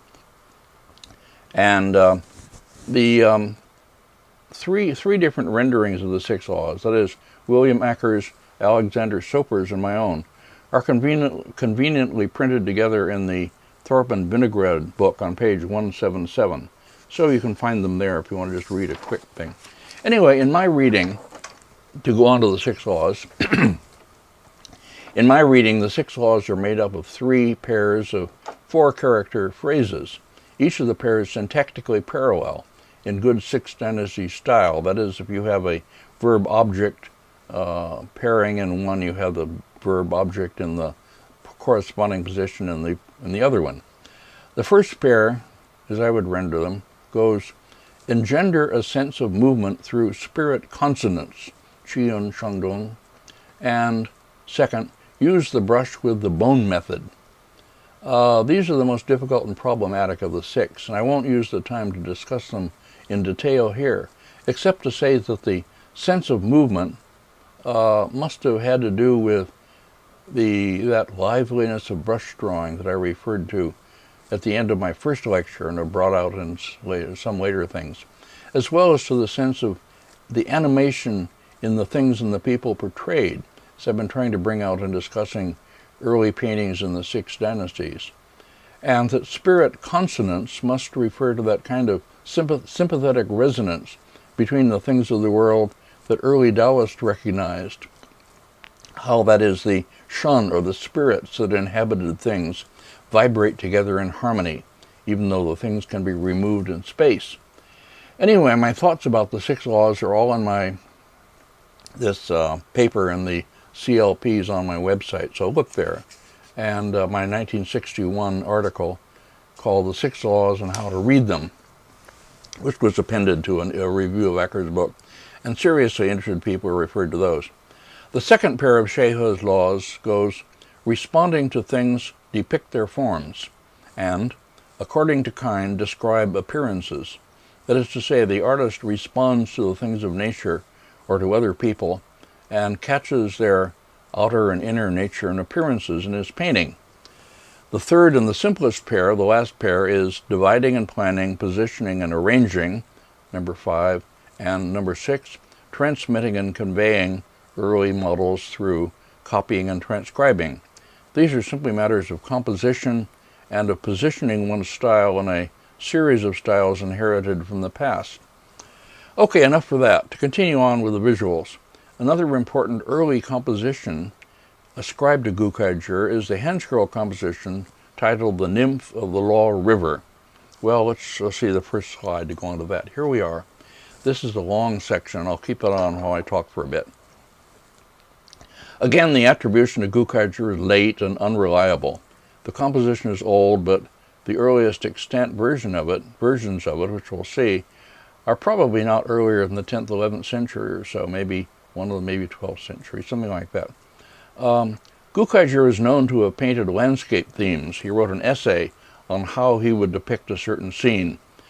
And he painted a portrait of a contemporary of his named She Kun, placing him among the hills and rocks. And when asked why, he explained that She Kun himself had said that even while he was serving in court, he felt most at home away from human society, among the hills and streams. So, he was the kind of person, that is, that felt most comfortable outside, not among human society. And this had become a kind of valuable attribute in the Six Dynasties period, as I talked about in relation to the 7 sages of the bamboo grove. Okay, the Nymph of the Luo River, which we see the first section of the Beijing version here. This is from a reproduction, of course. I could never make a slide like this with my flash gun. The Nymph of the Luo River, this version, and then we'll see another one in the Liaoning Museum. Both of them are much reproduced. I'll give references in my handouts.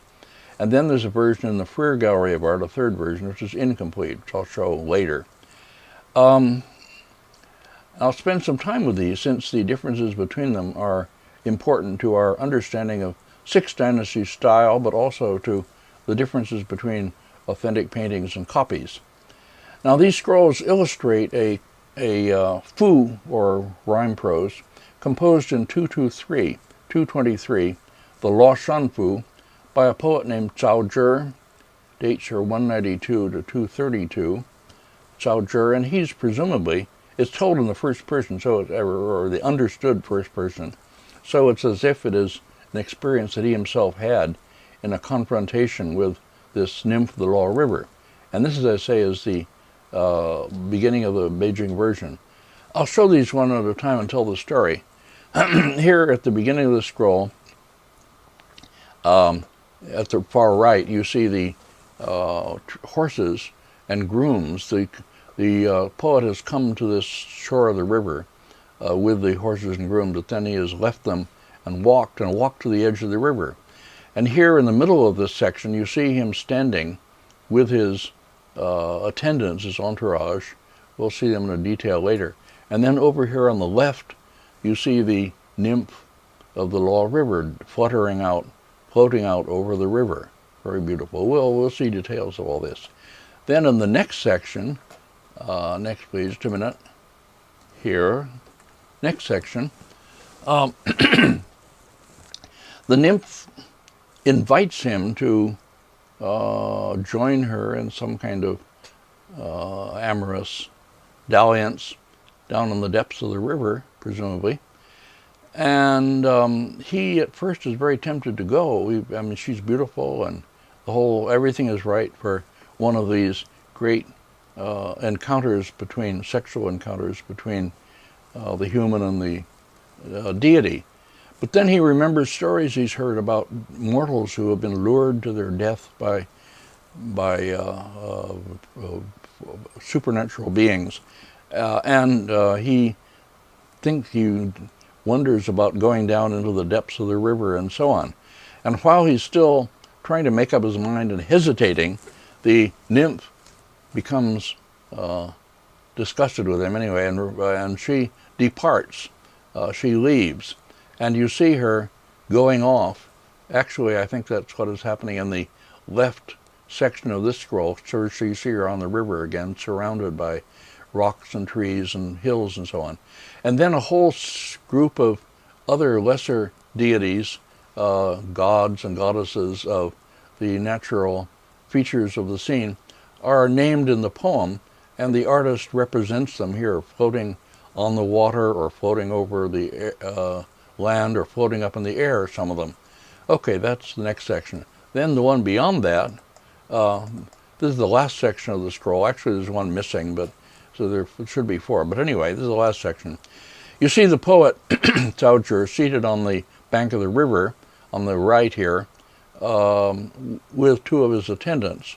He sits and wonders whether he did the right thing, and is anyway sort of sad, having missed his chance to have this affair with the nymph of the Luo River. And then one of his attendants holds a parasol over him and so on. And then at the left here, he is departing in his chariot. Well, I will show details of this from one or another of the scrolls as we go. So this is just to tell the story. Now to go on. Now I'll have a series of details beginning with the details from the Beijing version, which is the best preserved and just physically the most beautiful version. At the beginning of the scroll, as I say, the poet is dismounted and has left his horses and to be tended by the grooms, and you see the horse whirling over up above, just in relaxation, and the groom beside it. This groom in the upper part is a lower class character with hair exposed and so on. The groom down below seems to be slightly more upper class with some kind of official cap or something. At any rate, the two of them are also kind of echo each other, one leaning one way, the other way. And they're set between trees and hills and so forth. Okay, then on to the next one. here we see the poet, Zhao Zhi, and his entourage. Quite a number of them, as you see, quite a body. The stories of the men who sought reclusion in nature in the Six Dynasty texts are somewhat offset for us by when we read that they took with them big parties of attendants who beat down the bushes, carried their provisions and things to drink, wine to drink, all of that, carried furniture for them to sit on, things to shade them for the sun, etc. So they're not really like our people going into nature, not like a Berkeley Sierra Club backpacker with his backpack and so forth. Not at all. Very different. But at any rate, the fact that they did go out in nature at all is pretty remarkable for this early period. Okay. Then here is the nymph floating over the water. As I say, very beautiful. The sun up above with the raven in it, as always.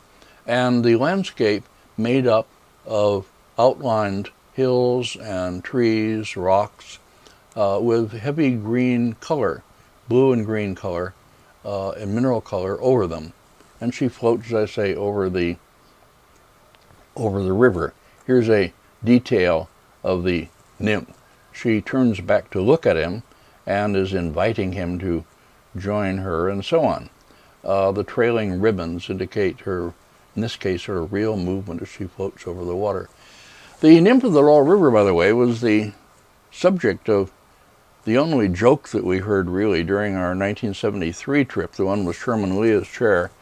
During the month we were in China, we were in Luoyang. I mean, everywhere we went, we had banquets given by the local officials. Sometimes the mayor would be our host, sometimes some high official in the cultural bureau, whatever.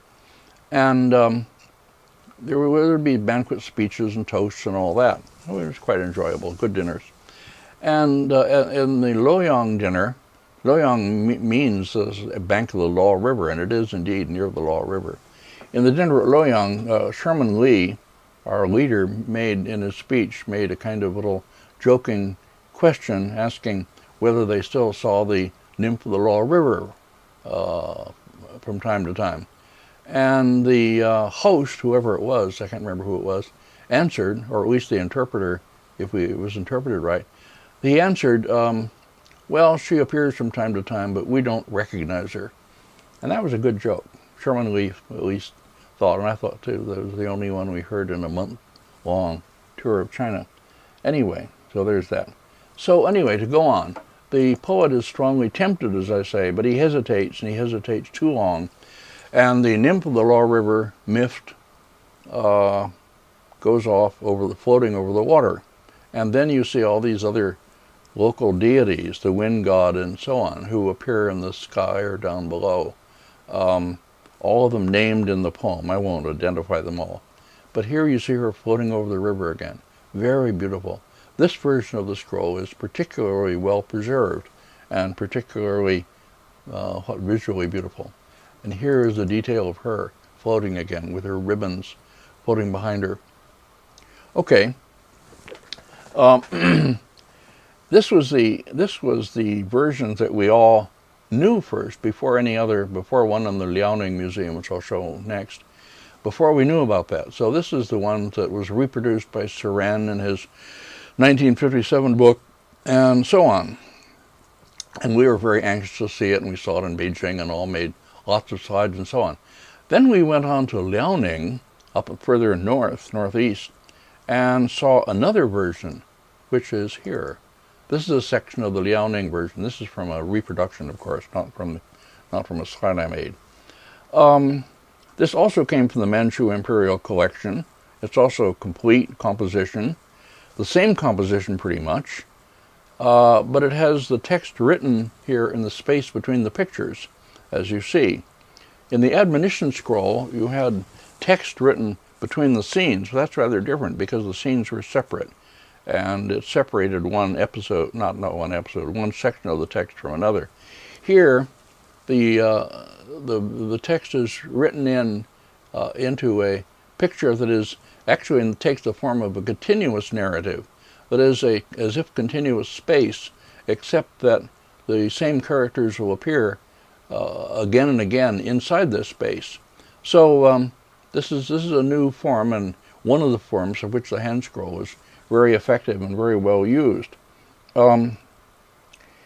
The calligraphy specialists, I'm not one of them, say that the text here, the written text on this painting, is maybe 12th century or so, Southern Sung.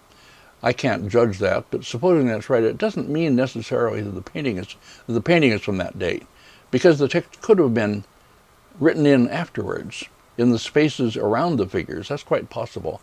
Notice, for instance, here that the landscape, hills and trees, at the right is broken and then continues a little bit further on, as if the section of text has been set in as separate silk, which is quite possible.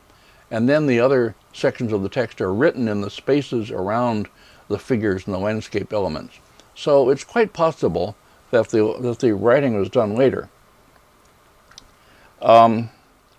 Another feature of this version, the Liaoning version, that makes it less immediately attractive is the bad preservation of the landscape elements, which were painted in mineral green like the ones in the Beijing scroll, but in the Liaoning scroll they have suffered very bad chemical deterioration of the kinds that the Japanese call rokusho yaki. Rokusho is green pigment, yaki is burning, green pigment burning.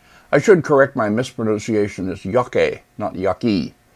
I've just posted on my website a note on this under Reminiscences, number 74, titled Rokusho Yake, Green Pigment Burns Silk. Read that if you're especially interested. There's lots of references to publications and so on. This is. I'll show other examples of it as we go along in paintings from later periods too. It's something. It's an affliction that a number of important Chinese paintings have suffered from.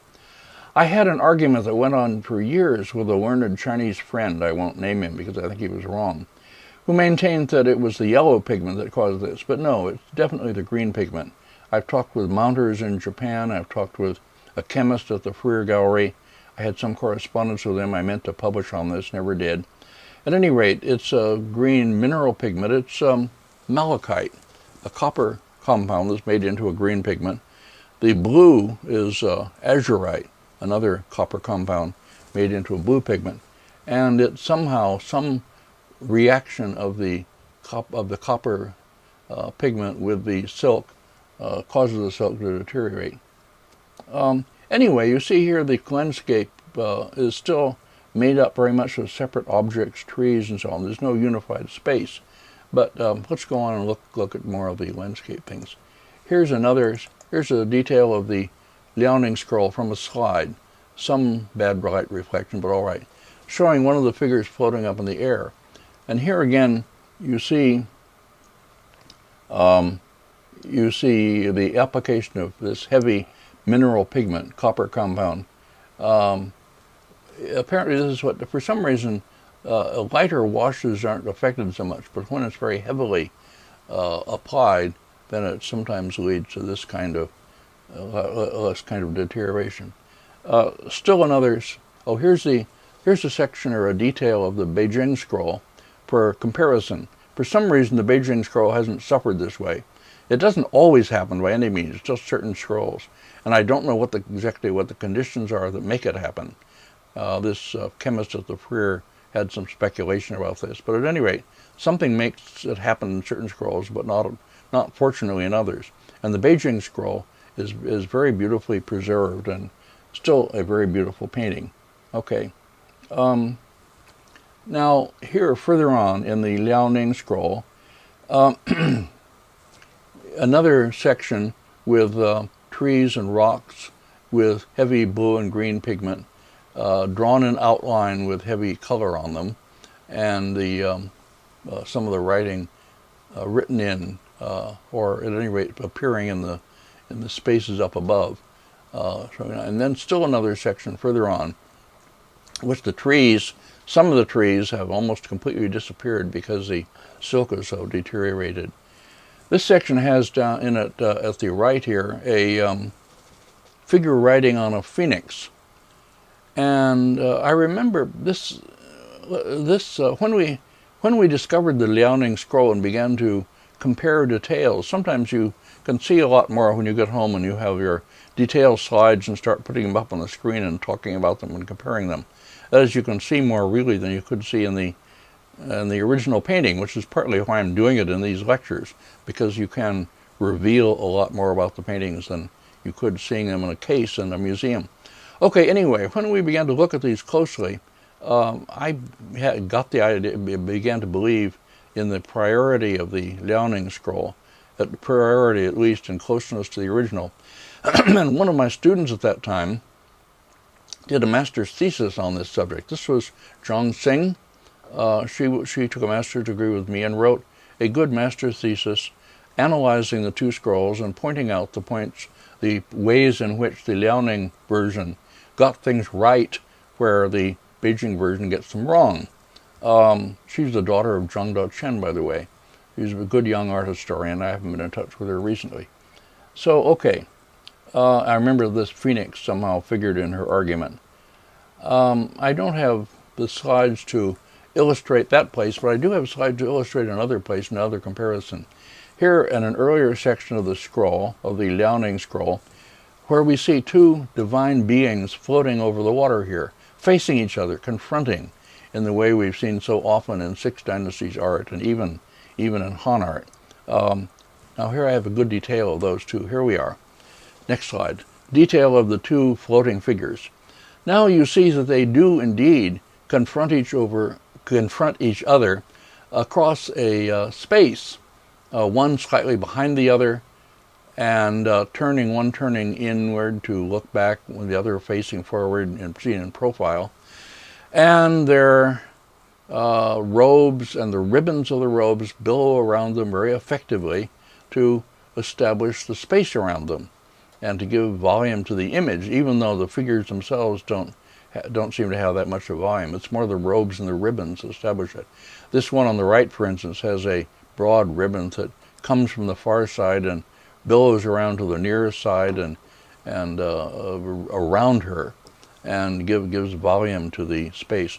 The base of the figures, the base of their robes also seem to as if on a flat plane.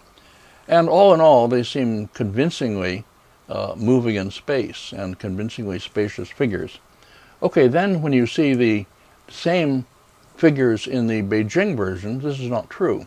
I don't have a detail of that, although I think we can make a detail and juxtapose it with the detail from the Liaoning scroll to make that point. But here, as you see them in the floating up above in the Beijing scroll, they are completely flat. Not only is there no convincing space between them, but they themselves don't seem to occupy space in the sense that their ribbons are drawn flat on the plane of the flat plane of the painting. And generally, all together, and they're painted, by the way, in so many different colors that they really don't have the same kind of unity and integrity, you might say, of the figures in the Liaoning scroll. Okay, here's another comparison. The figure of the poet with his attendants from the Liaoning scroll at left, the Beijing scroll at right. And we can see the same difference. Drapery drawing that reads as depicting three-dimensional forms in space, defining volume in the Liaoning version, whereas that in the Beijing version flattens the forms. See, for instance, the sleeves that hang down from his arms, shaded folds that look like truly hanging cloth in Liaoning version versus the repeated flattening lines of the other one. Further on in the Liaoning scroll, you see the nymph of the Luo River departing after she's been rejected by the poet, departing from the scene in a huff. Her huff is a chariot and is drawn by dragons.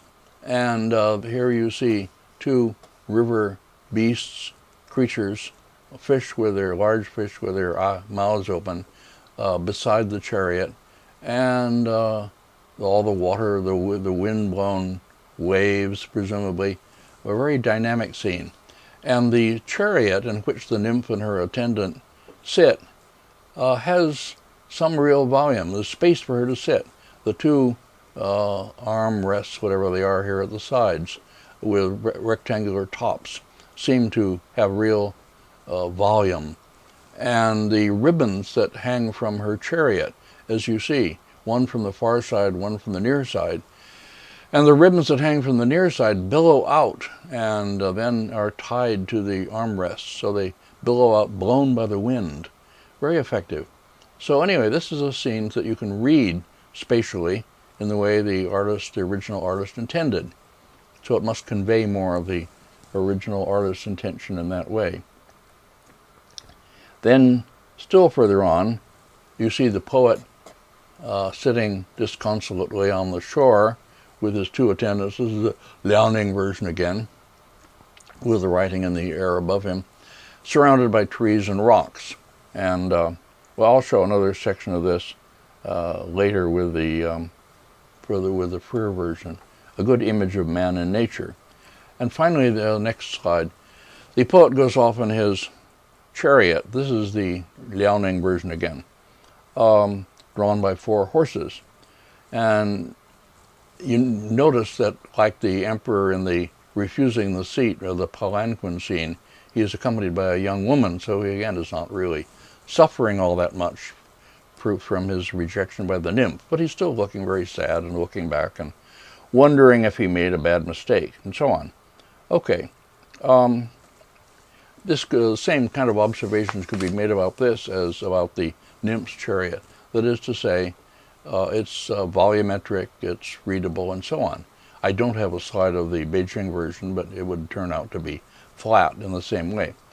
At one point in the poem, however, the poet embarks in a boat, and the boats in the 3 scrolls are really very interesting and indicative of the standing of the paintings in the way I'm talking about, and I can use them to make my points.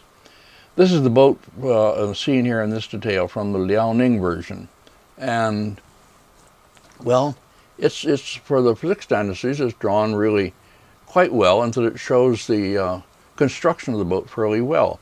These projecting whatever they are from the front and back are indeed a bit awkward, but this is, after all, you know, an early composition, and they hadn't yet mastered perspective and you know, the 3-dimensional drawing of large structures all that well. But it's pretty good. You look inside the windows into the interior of the boat, and down in the lower section here, seen through the lower windows, you see platforms or tables inside, and something may be hanging on the wall beyond. You see what seem to be bamboo blinds up above, pulled up so you can see inside. And at the end of the boat on the left, you look inside again to see something inside the boat, bamboo blind again. The 2 boatmen, this is interesting. The two boatmen are pulling the boat and are pushing with their feet against wooden members that are attached to the outer deck here, almost like a kind of horizontal ladder. And it's very clearly drawn here, the 3-dimensionality of these wooden members, dark side and light upper side. And the boatmen, as I say, push against these with their feet. Now, do I have a detail? Oh, here is the, this is a slide of a photograph, not made by me, but by a friend named Kit Luce. Kit Luce photograph of a boat in the harbor in Hong Kong. And I have it here because you can see over in the left here, barely visible, the same kind of wooden members attached to the outer deck of the boat to be pushed against by the boatmen as they pull the boat. So this way of constructing the boat, or constructing the outer deck for boats that are going to be pulled, continues to be used over the centuries down into modern times. Quite remarkable. Now here's a detail of the upper part of the Liaoning version, which I take, as I say, to be maybe the oldest and certainly the closest to the original. Now here again you can see, you look into the window at the left, you look into the lower window to see the interior of the boat, but also in the upper part. Here is the poet Cao Zhi and 2 of his attendants, 2 female attendants. And they have a canopy over them, and broad bands, ribbons, bands are laid over the canopy and hang down on both sides. Now on the near side, the canopy hangs straight, or excuse me, on the near side, the band hangs straight down from the near side of the canopy and touches the railing down below. On the far side, it hangs down, but then it's blown by the wind, as the ribbons on the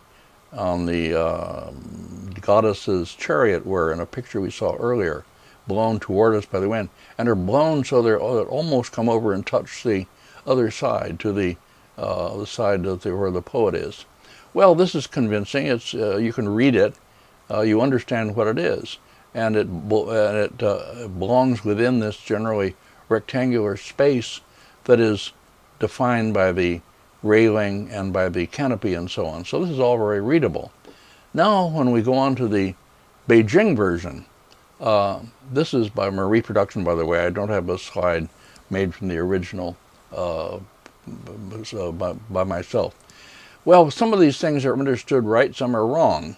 The two projecting elements, front and back, were a little harder to read, a little more artificial, say, or a little more awkwardly done. The boatmen, what the boatmen are pushing against are not quite so clear. They're still reasonably clear, but they're not quite all there, and they're not shown so well with dark and light sides and so on.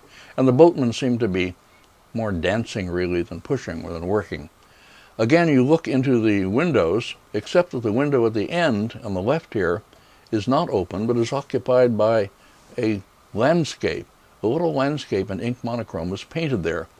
Now, it's a practice of copyists, in the Sung dynasty especially, I think, maybe 12th, 13th century, whatever, to insert little landscapes in their own style, that is their style of their own period, into paintings that are supposed to be earlier in date.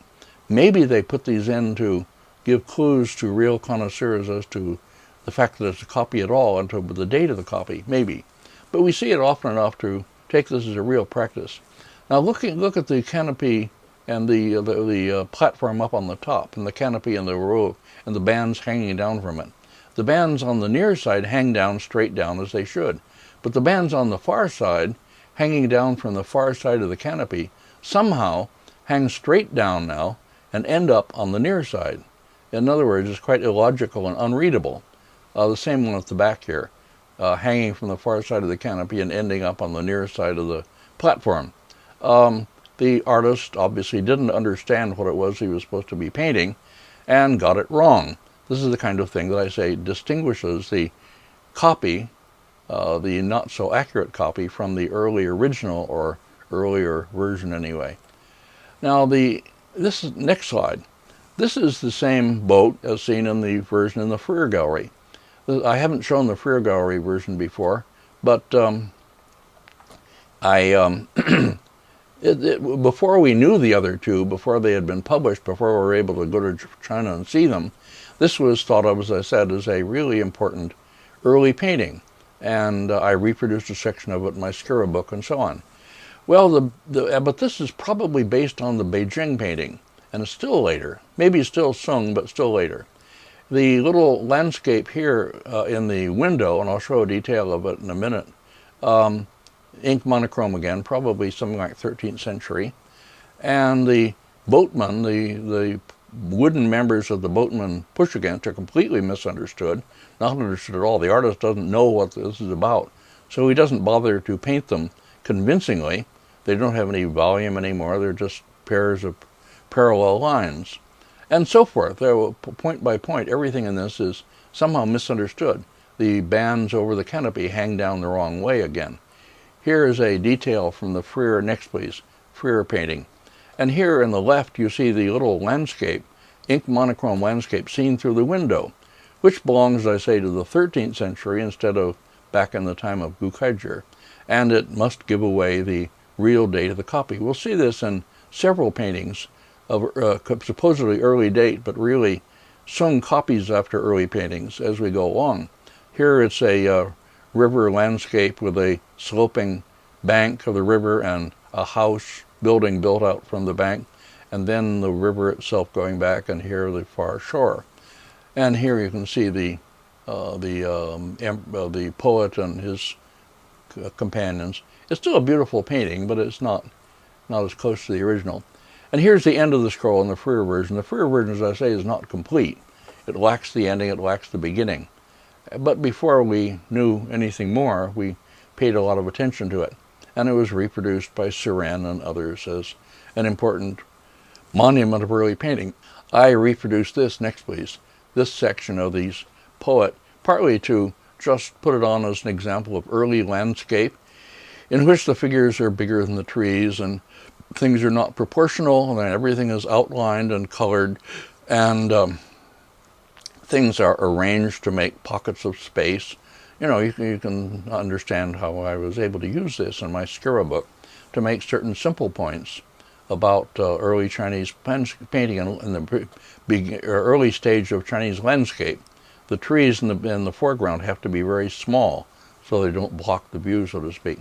Well, it was lovely. I didn't make a mistake in putting it in, but I would probably use now. Well, it'd be hard to decide because the Liaoning version, as I say, is so badly deteriorated. So much for the Nymph of the Luo River. I hope it's been an enjoyable and enlightening excursion for you, as it has been for me. It's a painting I'm very much attached to, and its various versions and worked on in all kinds of ways over the decades. Now we go on to show slides which are not from paintings at all, but slides of real scenery. I'm going to go on and finish this lecture by talking about early landscape texts, and especially one by a writer named Chongbing. I don't have the tones right. My Chinese is no good. Conversational Chinese is hopeless. So don't copy my tones. Chongbing, anyway. And I'll show, as I'm talking about it, slides that are not from paintings, but from actual scenery at the top of Mount Lu. Painting slides taken from the summit of Mount Lu, the rocky mountain from which you can look down into the Yangzi Valley, the Yangzi River, and the valley in Jiangxi province. Some of us who were at a symposium some years back, on a symposium on the 17th century master Bada Shanran, held in Nanjing, the city further south. Some of us were taken afterwards on a tour that included Mount Lu for several days, quite a wonderful trip. We saw the famous waterfall on Mount Lu and so on. Anyway, this place up on the top from which I took these slides is where the group of Buddhists that I'm going to talk about next, including Chongbing, the group that Susan Bush writes about in an article I'll speak about, where they met to discuss and meditate and so on. Okay, up to this time, painting had been regarded, as we know from various scraps and commentaries on it in the Han and early Six Dynasties texts, had been regarded simply as a means of representation or as a moralizing force, the Confucian idea of painting. We have a 3rd century BC text in which the writer says that dogs and horses are difficult to paint, demons and goblins are easy to paint. Why? Because people know how dogs and horses look, while images of demons and goblins cannot be criticized as failures of visual truth. That is, you can say the artist got the dogs and horses wrong because we know what they should look like, but we don't know that about demons and goblins. Okay, this means simple representation, in other words. Other texts of the early period relate to subjects and how certain images were intended to inspire virtue. Somebody looking at a painting of a virtuous minister, whatever, would be inspired to emulate this person and behave virtuously. But from the Six Dynasties period, and especially from the first half of the 5th century, we have the beginnings of a serious theoretical and critical literature about painting, which, starting now, it becomes extremely important all the way down through the rest of Chinese history. The Chinese literature of painting for the early periods outdoes the European history by huge amounts. I mean, if you think of Vasari way up in the Renaissance, and what little, and that is practically the beginnings of art history in the West, and here we are back in the 5th century in China. Anyway, I don't need to make this point. We'll see it as I go through these lectures and talk about the theoretical texts that accompany the paintings. Here we have the beginnings, anyway, of a serious theoretical, critical literature about paintings. We've already talked about She He's 6 laws earlier in this lecture. We have a few fragmentary writings by Gu Kaizhi. There's a short text on landscape by a writer named Wang Wei, not the same Wang Wei who was the famous poet painter of the Tang Dynasty, whom we'll talk a lot about when we get into Tang, somebody of a similar name, minor character. And most importantly, we have a short essay by an artist named Zhongbing titled Introduction to Painting Landscape. So Zhongbing was a devout Buddhist, and he was part of a lay community of Buddhists founded by a monk named Huiyuan, which met on Mount Lu for discussion and meditation and so on. There's a very good essay on him by Susan Bush titled Zhongbing's Essay on Painting Landscape and the Landscape Buddhism on Mount Lu, in a volume that she edited called Theories of the Arts in China. I'll put a reference to this among my readings on my website or whatever I think will accompany these lectures. Okay. About Zhongbing, the artist, we read in an early text that as he grew old and he was no longer able to roam around in the mountains as he had when he was younger, he painted the landscapes that he recollected from his youth on the walls of his room.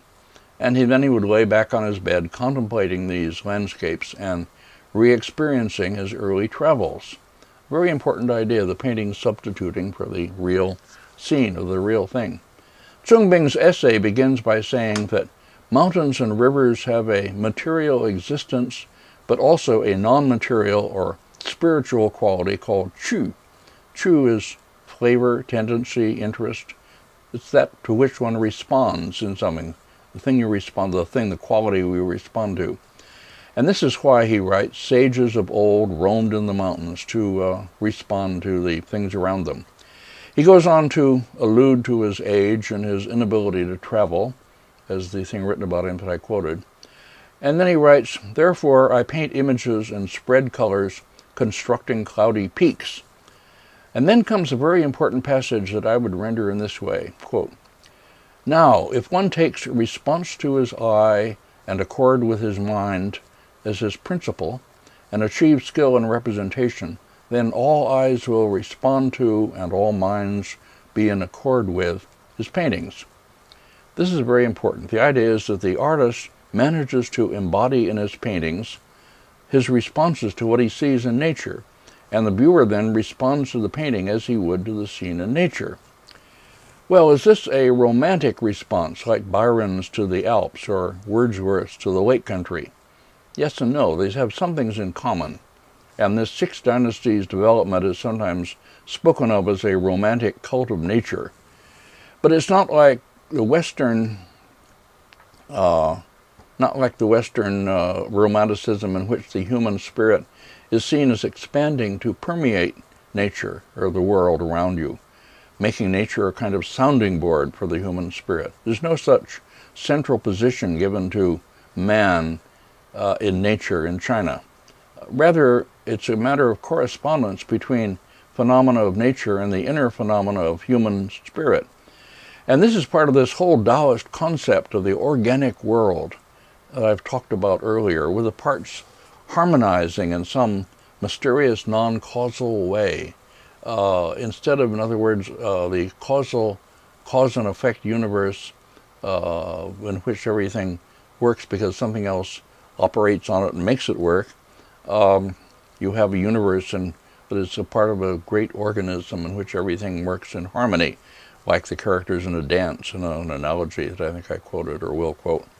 At any rate, something of the magical remains in this way of thinking about the world, investing natural forms and scenes with shun, spirit, or soul, and the human spirit feels an affinity with this and responds to it. And the painter captures this shun in painting, and the viewer then responds as if she or she would to the forms and scenes in nature. Well, I could go on at length again, but what I want to stress is the basic idea that arises at this time and pervades theoretical writings of the time, and that is that the painting evokes the responses that the natural object or the scene would evoke. In my 1958 dissertation, half of it was devoted to the first English language attempt to deal with literati painting theory, the theory of scholar amateur painting, literati painting. We'll come to that late in these lectures, number 9, I think it will be. In that dissertation, I call this the primary concept of artistic expression in China. And it was this one I've just spoken about, which arises in the Six Dynasties. What the secondary concept is, we'll learn when we come to literati painting in lecture 9, I think it will be. Okay, this is the end of this long lecture, which has introduced several important paintings and a lot of what I take to be important ideas, which is why I've talked for so long. Next time we move on to the Tang Dynasty, another of the great long-lived unified dynasties of China. And there won't be as much talk, but there will be great pictures. So I'll see you all then.